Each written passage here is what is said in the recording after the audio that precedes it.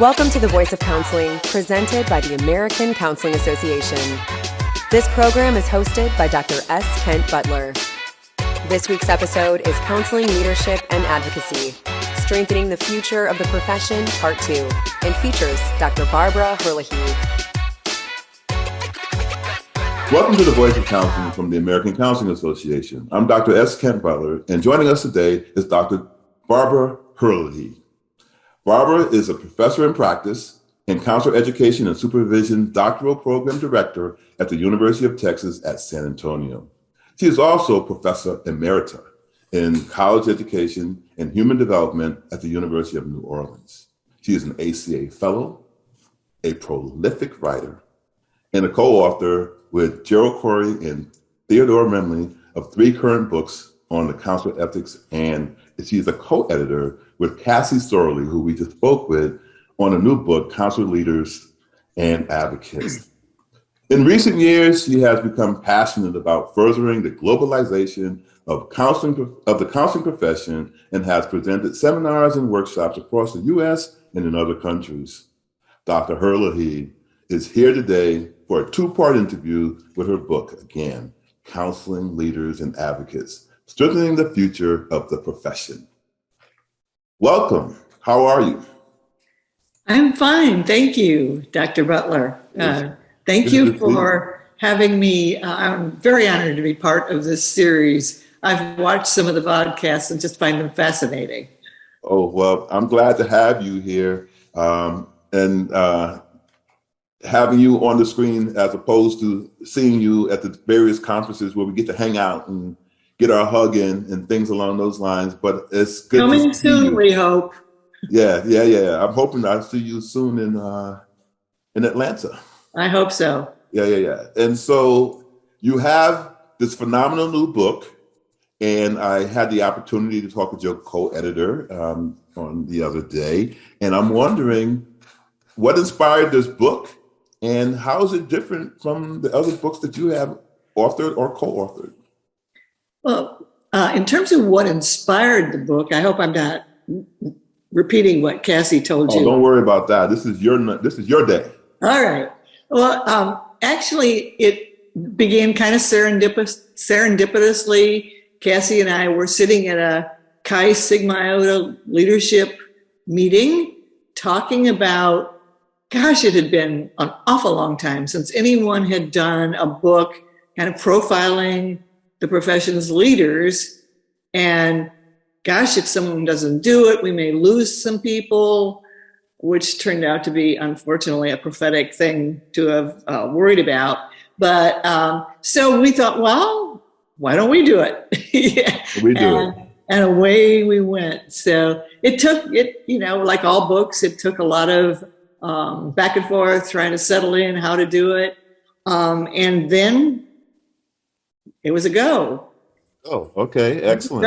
And this is a completely different topic for me to be writing a book about. Everything I've written in the past has been about ethics. And yes, you are the guru. Oh, I don't know about that, but I'm pretty passionate about ethics. But in this case, this book was almost like returning to something familiar for me because it tells the stories of some of our leaders, and I am a storyteller at heart. Yeah. Okay. That's not what I'm known for, but that's what I enjoy writing about, stories of people and their resilience. And so I don't have enough opportunities to do that. So this was kind of like returning to a favorite place. Nice. And also, it's the first time I've co-edited a book with Cassie Storlie. Yeah, I had a great conversation with her, and it was really exciting to see that the process by which you came up with getting those 13 individuals to be a part of this. That was Yeah, I mean, we didn't want to just pick people we knew, obviously, so we created an academy of advisors, and then Cassie just took it away and did all the paperwork, narrowing down, and lo and behold, there we were. We had our bunch. And then it was fine. All time told, it was about a good 4-year process to put this book together? It must have been, yeah. Yeah, because we, had to send out the messages to the chosen leaders. They had to choose a mentor who would be willing to write about them, and then we received, and then we edited just for consistency of voice and back. So were all 13 on board immediately? Did you have to do some coaxing? Just me. Just you. Just you.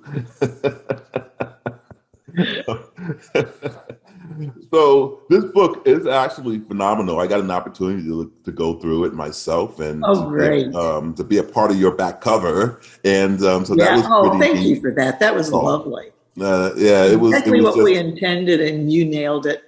Well, when you read something that is actually telling you the story, it's not hard to nail it, right? It was pretty easy. So that's true. You all did a great job in putting the whole package together. So when you look at all the stories you had in this, the narratives of all the individuals that you had as a part of this, what do you find makes the most effective leader, especially here in our counseling profession? Oh gosh, I'm going to answer for myself first. My own perspective. An effective leader needs to have integrity. Yeah. Both personal and professional.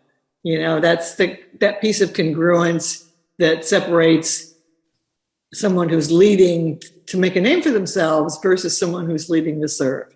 Right. And so viewing leadership as an opportunity to serve in our profession, I think, is also crucial. And as we move forward in our conversation, I can talk more about what leaders have said, what our leaders themselves say about effective leaders. Yeah. So how did you know in your own life you were being effective? Gosh, that's such a good question. Sometimes I don't know, and it's okay. It's been hard for me to learn that it's okay to not know. Okay. That oftentimes I've had an impact that I wasn't aware that I had. Mm-hmm. And decades later, somebody will say something to me about, when you did this, it meant so much. And I'm like, what? Yes. And I may not even remember it. Right. So the uncertainty of it is something that I'm still learning to live with. That surprise when somebody comes up to you and makes that, even if someone who hasn't even met you before says that maybe something they read by you or something that they've seen you do, or a webinar now that you've been on, or something that has really sent some inspiration their way. I've always enjoyed meeting with you and talking with you. And, there are so many heavy hitters in the counseling profession. You For sure. Definitely are one of them. And you didn't have to remember who I was, but you did. And I'm going, I remember, meeting you, and then the next time I met you, you remembered who I was. Of course. But there's something about that, because when you put people sometimes on pedestals, you see their life, and you see that you're busy and you're always in the middle of this and that. And again, the ethics guru, it's different when the next time you see them, they remember your name. And I appreciate that about you. And I think that is a part of your gift and a part of what people are saying to you when they tell you how much of an impact you've had on their life. Well, thank you. But interestingly enough, I've had that same reaction. Oh gosh, isn't that wonderful? Kent knows who I am and he remembers me. Well, I appreciate that, but I stand on your shoulders for sure, and so I definitely appreciate you saying that. But I know for a fact that just watching you sometimes from afar, you and I call you my girl, Harriet Glossoff. It's an inspiration to come. There's certain people that you want to see when you go to a conference. Yeah. And you, for me, are one of those individuals. And, the other one is Sam Gladding. And I'm tearful, and I'm wondering what the conference will be like going this year without him here, and I know that he has had a significant impact on your journey. Want to talk about that a little bit? I would love to. For one thing, the first thing that comes to mind is I'm so glad that Cassie and I had this opportunity for Sam to tell his story one last time in the book. And that feels rewarding in a sense, although it's so sad to realize that will be the last time he'll ever tell his story. Right. But Sam he's an exemplar to all of us in so many ways. And I was honored to be his friend and colleague. He was the most encouraging and supportive person I think I've ever known.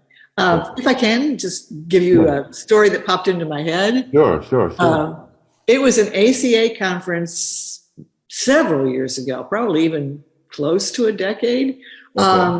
And I was scheduled to give this presentation with Sam and Cortland Lee. Okay. Right? I was so incredibly intimidated by the whole idea. And so I had prepared and over-prepared and obsessed.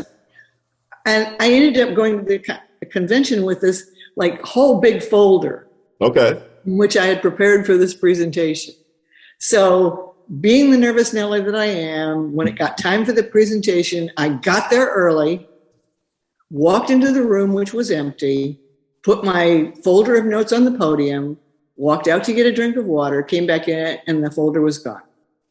Get out. It was gone. Just gone. So I am in the room, totally unraveling and talking to myself and, oh my gosh, I can't do this. This is so awful.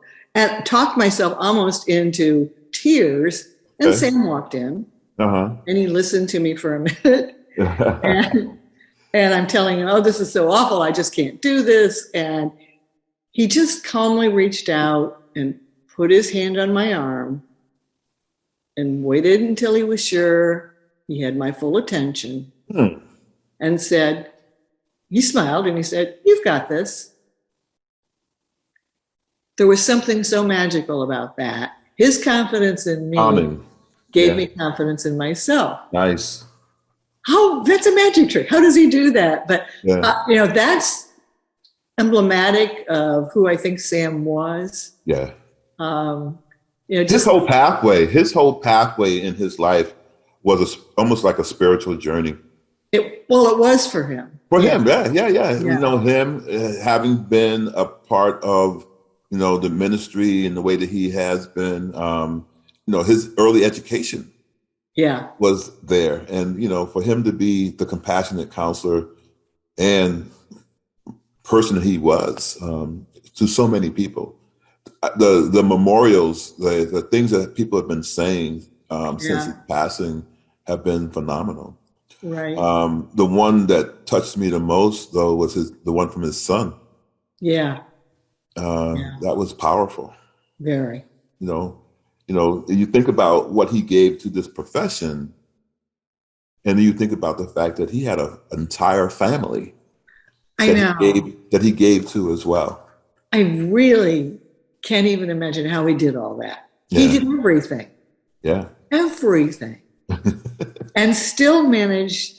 I mean, he wasn't just a leader in the traditional sense of the word. He was a great teacher, advocate, mentor, role model, and certainly the kindest person I've ever known. Yeah. So when you think of him, what's your fondest memory? Is it him coming and putting his hand on your arm? Or is there something even more profound than that moment you've had? Oh gosh, it's like I have all these flashbacks to moments with Sam. That certainly was meaningful to me. More of a fun one is when Sam came and did a workshop for us when I was at University of New Orleans. Yeah. And it was this big room of people, and it was a full day workshop. And you know how hard it is to keep people awake for a full day. Yeah. So Sam was doing something and he looked out and sort of saw that people were starting to drift.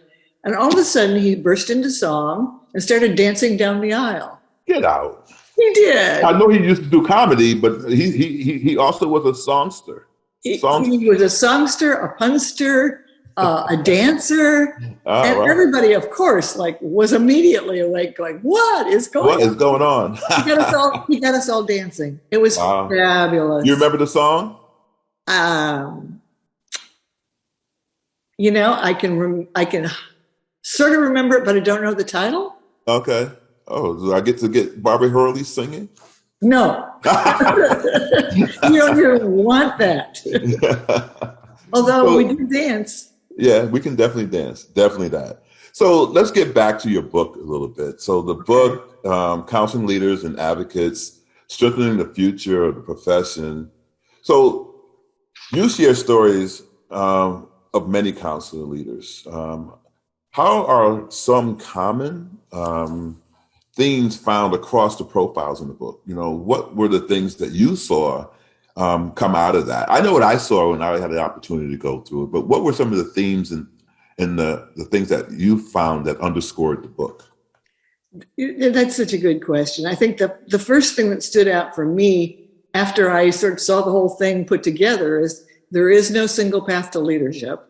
Okay. That we so came from different places. Mm-hmm. Some people still don't see themselves particularly as leaders. Some people are pretty comfortable, at self-identifying, and that some people wanted to be leaders from an early point. Others just sort of found themselves there, and look like me. If you would call me a leader, I look around and well, how did I get here? This is where I was going. Yeah. Mentorship, right? Did you feel you were mentored into this position? I was. I had early mentors. A gentleman who's been gone for a long time from active involvement, Vern Sheely. He used to be sort of the ACES historian. Okay. He kind of got me started with writing when I discovered I could do it. Certainly, Cortland Lee has been a mentor and a role model to me, and friend, all rolled into one. Yeah. But what I saw in sort of the overall picture was the importance of our complex identities and how those play out into who we become. There's a section in the book where we had asked a couple of colleagues who we thought would represent the point of view of our readership. One was a doctoral student, one was a young assistant professor interested in leadership, and asked them to try to do a qualitative analysis and see if they could come up with some themes. And that complex intersecting identities was the first thing that they came up with. Okay. Also that mentorship was crucial.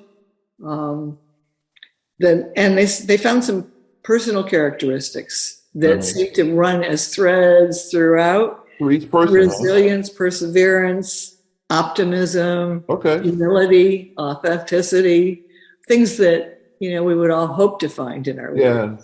Yeah. And then, I look across the individuals who are part of this project with you, and each of them, you talked about being humble, but each of them very unassuming, right? Yeah. And easy to talk to. You wouldn't think so, right? Because again, what we put on others is not fair to them a lot of times, right? Yeah. And so as I've gotten to know individuals that I was scared to even speak to when I first was in their presence, I found that they were like just normal individuals. They only have the gift or the ability to have written something or been a part of something, and really just as approachable as anyone. Maybe they have, for me, like I'm an introvert, so it's hard for me to have small talk with people, right? I get that. And so, but once you get past that, we're just human, right? We're just human beings. Yeah. But, I'm going back a few more decades than you would to get to that place of like, oh my gosh, there's Cortland Lee or there's Sam Lanning. Yeah. And kind of that open mouth hero worship, like I wouldn't dare approach them. Right. And then somehow you end up in their space and they're asking about something connected people together, right? Because I used to see Cortland walk around at conferences, and I wouldn't go up to him because he was zoned, he was doing something, he was going somewhere, and I wouldn't interrupt. And one of my greatest mentors is Thomas Parham. And I was absolutely scared to talk to that man. Oh, yeah. Until I talked to him. And the funny part about it was I was paired with him on a presentation and had to then talk to him. Life has a funny way of making things happen, right? And so I was forced into that kind of a situation to kind of have that conversation. So mentorship, what other things come from the book?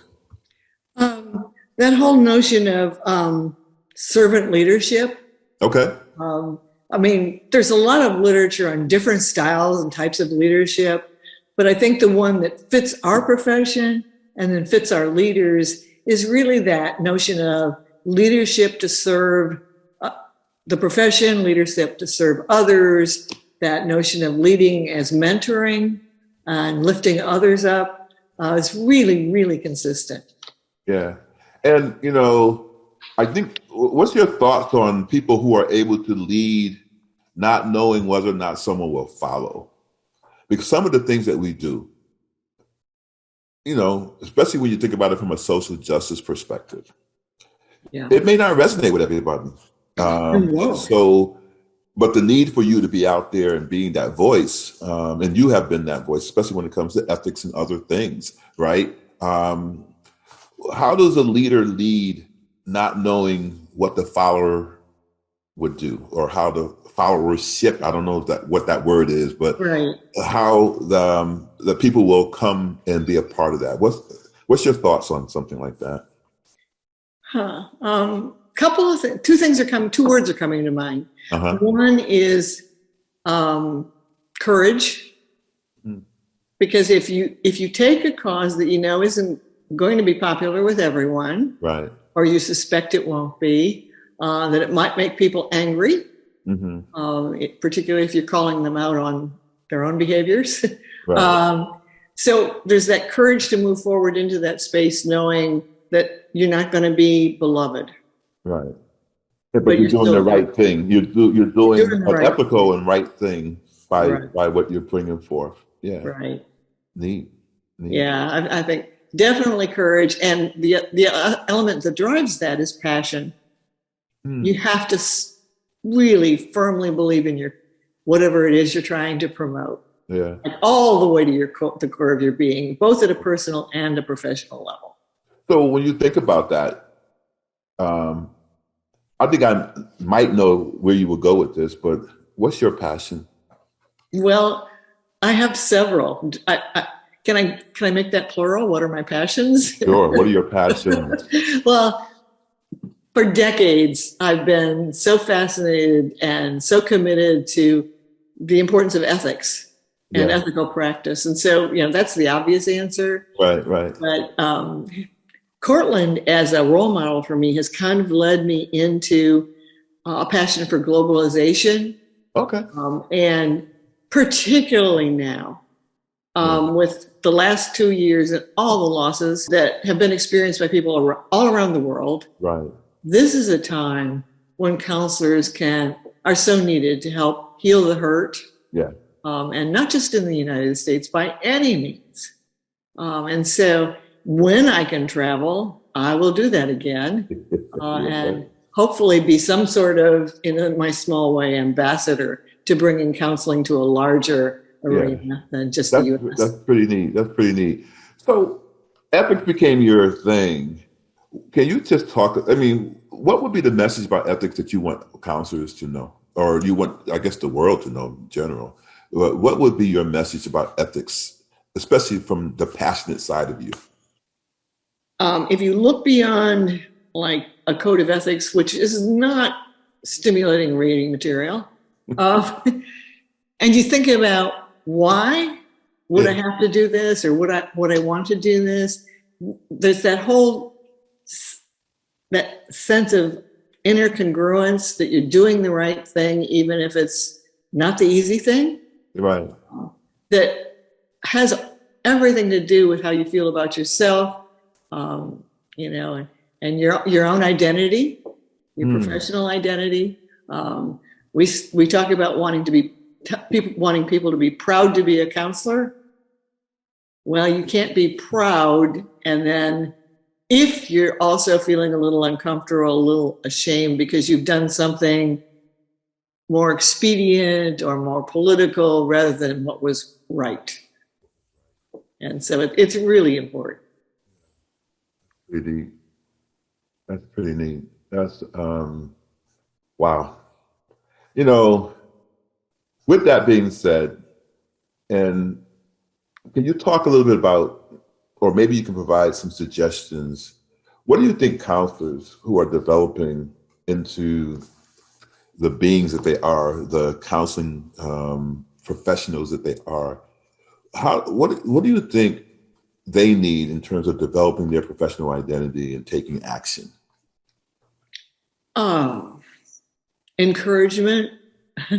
I think this begins in graduate school for sure.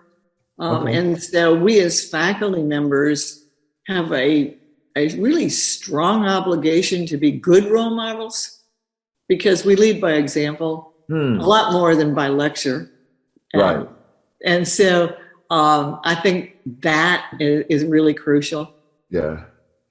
You know, I think back to my experiences in my master's program, and one of the individuals who was really instrumental in getting me started in the counseling career was Michael Wilbur. He's since passed, but I remember us being in classes that would be 2.5 hour long classes. Mm-hmm. Our program was one that started at 6 p.m, and we had 2 classes back to back. One class would start at 9. And so the classes were midnight, just exhausted. Oh God, yeah. So they were long, right? They were very long nights. But I remember there being several days where, like you said, we went past the book, we went past the classroom instruction, and we sat there sometimes till 1, 2 o'clock in the morning in that classroom, just talking about life with the instructor. Yeah. And, you know, I think that is the beauty of what made counseling so important for me, because it was more than just what the book was, because I was that person who read the book and couldn't get the book out of my head. Mm-hmm. Mm-hmm. I had to, you know, I was that textbook person, right? My questions to my clients would be like that. And one of the things he shared with me was, get out of your head, get into your heart, get into the client, right? What's your thoughts on stuff like that in the classroom? Well, I think there's just so much wisdom in that whole idea that you just shared. People who are faculty are usually faculty because we have really good brains. Yeah. You know, we can think, we can write, we can talk, but we tend, when we do all of that, to hide ourselves from the people we're trying to teach, not deliberately, but when I talk, I think, and I've had this reiterated to me so many times, people remember what I said about me, stories I told about my own vulnerabilities. That's the human connection. If I put myself out as somebody sort of on a higher level or smarter or more ethical or whatever, no one's going to connect with me. Yeah. Be able to connect with them. Yeah, but they can connect with the human side. Yes. Wow. That's beautiful. And what's one of the things that comes from being vulnerable like that? Connections. That's a real connection, person to person. Yeah. Not just brain to brain, but person to person. Yeah. Wow. Yeah. Well, thank you for sharing that. Sure. That's powerful. It's making me ponder, you know, why I find myself being vulnerable most times in my life, because I do want those connections. And so that's really neat. You have to take a risk in order to get them, right? Wow. Well, that's a perfect space for us to kind of take a break. Okay. You have to take risks, so we'll take a break. We'll take a risk break. Oh, sounds right like now. a great idea. I'm going to go And, take a risk somewhere. Yeah. So this has been the Voice of Counseling, and we're talking with Dr. Barbara Herlihy. And we're going to be back in a few minutes to talk more about her book and her ride in ethics. Counselors help positively impact lives by providing support,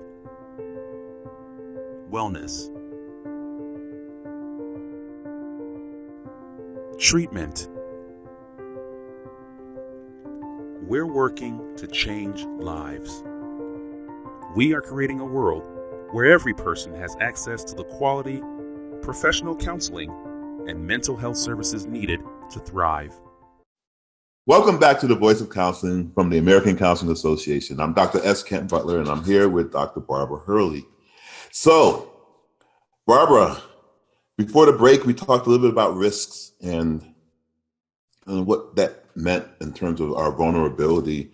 I'm going to ask you maybe if you would risk kind of telling us a little bit about your journey and how you got started in the counseling profession and what led you to who you are today.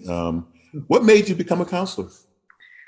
Wow. I mean, that is a risk for me because I don't talk easily about myself at all. But I guess, okay, I'm just going to start with the basics. You know, I grew up as a child of privilege. I never wanted for anything. The material goods were mine for the asking. And so I was pretty oblivious as a teenager. You know, how teenagers are kind of shallow and silly. I was shallow and silly. Okay. Very much so. But I have the incredible good fortune of having been born into an era where so much change initiated. And so as a young adult, I became drawn to protests against, certainly the women's movement was huge. Yes. And completely changed my sense of myself. Okay. Anti-Vietnam War movement, civil rights movement, all of these things were things that happened in our society when I was young and energetic, and it fueled some passions and brought some awarenesses to me that I just had never thought about. And, you know, I think the social justice roots are there, you know, in my young adulthood, certainly not before that. Right. And I got into the counseling profession. It was completely by accident. You know, back in my era when I was an undergraduate, women had a couple of career choices. If marriage was the desired one, but if you didn't do that, then you could be a teacher or a nurse, basically. Okay. So I was. Can we go back to that one real quick? Sure. You said marriage was the preferred one. Curious. Can you talk a little bit about why that was the case? That was women's role. You got married and you had children. And so I remember my mother being almost in a panic when I got to my senior year in college and I wasn't engaged to someone. Like, what are you going to do?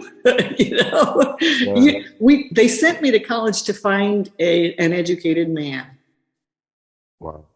You know, I simply used it as an opportunity to learn, but that wasn't what the intention was. And they paid for it, but they didn't get what they paid for. So, yeah. It's interesting because I think that's part of history that we need to know as well. Yeah. Especially when we look at women and where they are and how they have been groomed, so to speak, to be who they are, and why that's so important today when we think about how far women have come. And we always talk about this glass ceiling that they're breaking, and we talk about the Me Too movement and all these other things. It comes at a cost. And so thanks for sharing that. Thanks for sharing that.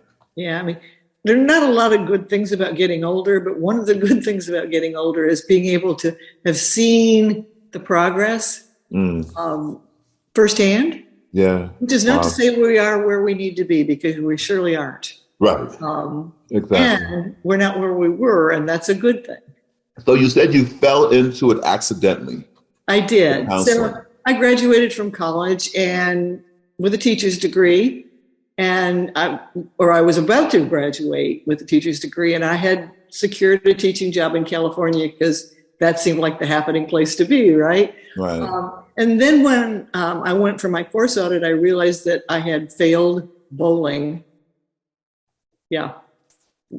Physical education credit was required, and somehow I had failed bowling. Okay. I think I just forgot to Too many go. gutter balls. Yeah, whatever. So Okay. I didn't graduate on time. I had to go to summer school. Oh, wow. And, remedial bowling is not very challenging, right? So I thought, well, I'll just take a couple of graduate classes while I'm here anyhow. Oh, wow. Signed up for 2 courses in counseling, was hooked immediately, signed up for 2 more in the second session of summer school. And then the department came to me and said, we are willing to give you, you're a good student, we'll give you a full ride if you want to finish. Wow. So I finished my master's degree, went out and practiced, realized there was so much more I wanted to learn, and went back to PhD school. So it was just an accident that I signed up for those courses. But thank God for bowling. Yeah, thank God for bowling. You're so right. Wow. I never thought of that. That's so funny. So, Yeah. wow. So now, what can I get Barbara Herlihy as a gift? I'm going to find a bowling ball. No one has ever done that, but that would be hilarious. This is the significance of the bowling ball.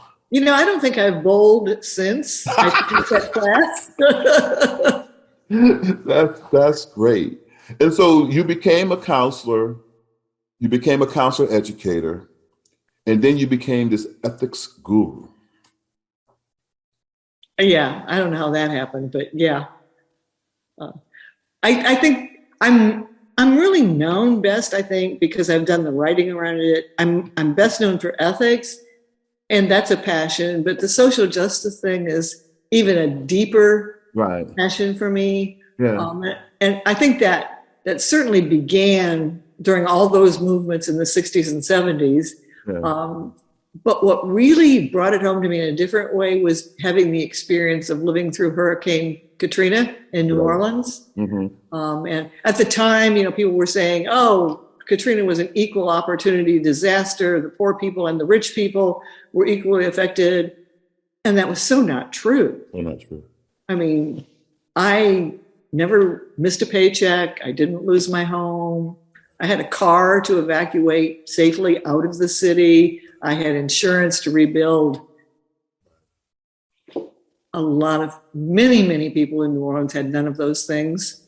Yeah. I remember one of the things that I did that summer was I was in Missouri at the time, and I took off my summer and came to New Orleans with the Red Cross and other things to do work down there. Devastating. And every time I go back for ACA conference or whatever reason I need to be back there, I always go back to the 9th Ward. Yeah. And to just visit and to see if there was any progression in how it was. And it's sad. It's sad to go and see how you think about the like New Jersey, the whole boardwalk bounced back. Right. 9th Ward, to me, didn't have that bounce back. It didn't, and it still doesn't. Right. And I remember at the time, a lot of the pundits and politicians were saying, just let New Orleans go. Everybody should just leave. It's hopeless. It's a mess, right? And there are people saying, don't even bother to rebuild it. And what are they saying about New Orleans, which is a culturally rich city, right? But it's also not a majority white. Who was culturally rich for? Right. So that infuriated me. And I made a commitment that once I could get back home, I was going to be part of the rebuilding of New Orleans. Right. And so did some, I think, pretty neat work in mental health in the schools. Right. Establishing that, because kids were so traumatized. Exactly. And, they were sent back to school, but they were living in FEMA trailers, and, their lives were so disruptive. Right. And Exactly right. disrupted. And so that kind of brought home to me what the piece that was missing, that I saw myself as this passionate advocate earlier on, but I could go wave my picket sign and go home to my comfortable, safe home. I lived the Katrina experience, and it changed my perspective a lot. Yeah. A lot. Well, I'm glad it changed it for who I know you to be. And I think about, the fact that you're an ACA fellow. And I think about all the things that you have done for the profession. You've been involved with committees and task force and different roles, different positions that you held. How come that was important for you? I think for the same reason it's important to almost all the leaders in our profession. We somehow want to pay it forward. Okay. And we want to give back. Mm-hmm. This profession has been so incredibly good to me. And the people in it have been so incredibly kind and encouraging and supportive. Mm-hmm. That, it's all been, let me see if I can give something back. Yeah. And I like giving back sort of behind the scenes. Like, I want to be the worker bee who, like, give me a task and I'll do it, but don't make me the president or anything, right? And ACA in particular has been very accommodating with letting me, work on the ethics committee and follow my passion in many ways. Yeah. And so when you think about possibly the legacy that you'll leave, do you think about what that might be, or is there a hope that you would hope that when people look back on your life and what you provided to the counseling profession, that is there any one thing that you would hope that was there? This is aspirational. Okay. Beyond, I'm not even worthy of this, but I would like people to remember me the way I was remembering Sam, as a kind person. Yeah, it's already there. That's a check. So check. Thank you. That's one already there. Anything else? Well, I've seen our profession evolve in terms of its awareness of the importance of ethical behavior.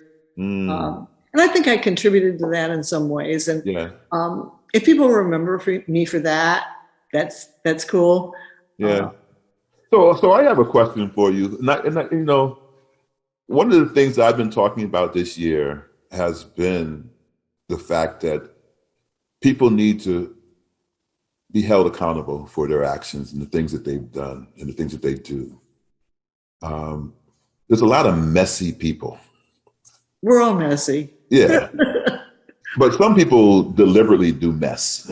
Oh, yeah. And in very many cases, it's not very ethical behavior, right? I agree. What's a message to people who maybe can't even see it, can't even get out of their own way when they provide the messy or the mess? How can we get people who seem to always be in that category of doing wrong or leaning that way anyway? How do we get them to see their behavior? Well, that's the right question. I would want to ask them, what is it that you need that you're not getting? Ooh. And how can I help you get that in a different way? Wow. So you're giving me goosebumps here. Ooh, I didn't mean to do that. Wow. What do you need that you're not getting? I don't think people are mean-spirited or tricky or even messy by intent. I think they fall back on that because there's something they need that they haven't found a way to get.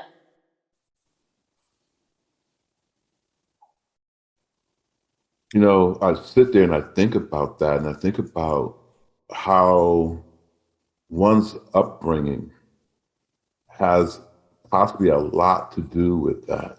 Mm-hmm. And I'm looking at my own personal life journey and how you said something really early on that you never had a want for anything. Yeah. I don't feel like I had that either, right? I don't feel like I had a want for anything. My parents really wanted the best for us. Now, did I get everything I wanted? No. No. Did I get in trouble sometimes? Yes. But that sense of family, that sense of being able to grow from what they were able to provide and the experiences that I've had in life, that I think is part of what I heard when you said, what is it that you need, that you're missing, that you're hoping for? Wow. Mm. That was very deep. That was very deep. That hit me differently. That hit me Oh, differently. no, I've got goosebumps. That hit me differently today. But I think it's a narrative that needs to be said, and that it came from you today. And hopefully people who are listening to this will understand what that means, right? Because that had strong impact. That has strong impact. So as we start to wind down our time together, though, maybe we shift a little bit again and go back to the book. And it shares many perspectives and words of wisdom on how counselors can kind of strengthen the counseling profession. What are some of your final words of wisdom that you can leave with us today? Oh, gosh. I don't claim to have any wisdom worth sharing, or I just don't. Can you kind of revert back to 3 seconds ago, 3 minutes ago? Well, there's a lot of wisdom in that. I don't know. You know what I'd like to do is maybe share a little bit of what Sam Gladding said in his words of wisdom. Okay. He says, leadership is a lifelong process of learning and hard work. Plenty of opportunities exist to make significant contributions in our field. Do not run the race before the starting bell has sounded. Let life develop and unfold rather than trying to make things happen.